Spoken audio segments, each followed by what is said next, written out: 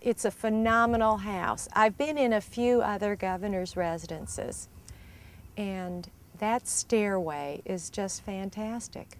I have not seen one that compares to it, really. It is a model of amazing ingenuity, I would say.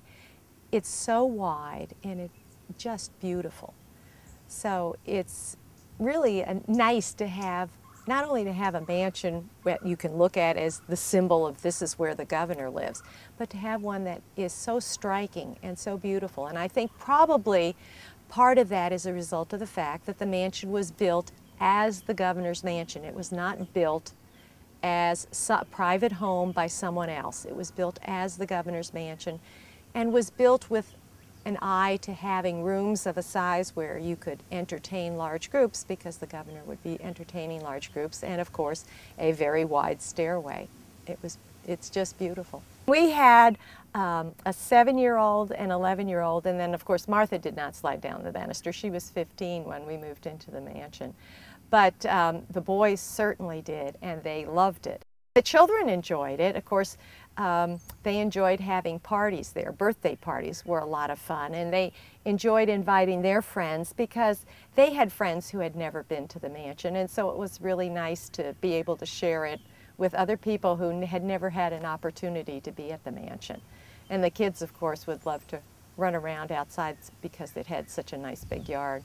And we, of course, played wiffle ball on the yard. Lots of times we'd be out there playing wiffle ball with some people, and passers-by would stop and talk, or maybe even join the game if they knew us, because we were right there on the street. So it was kind of fun, and I think the children remember those as fun times.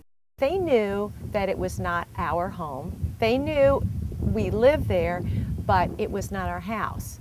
And they knew that people came by and visited, and we had the tours. Of course, sometimes the children would peek their heads over the stairs to try to watch what was going on downstairs during the tour days, or run around. If it was a nice day, they'd be outside and watch the people coming in for the tours and, you know, laugh and joke, and they had a big time with that.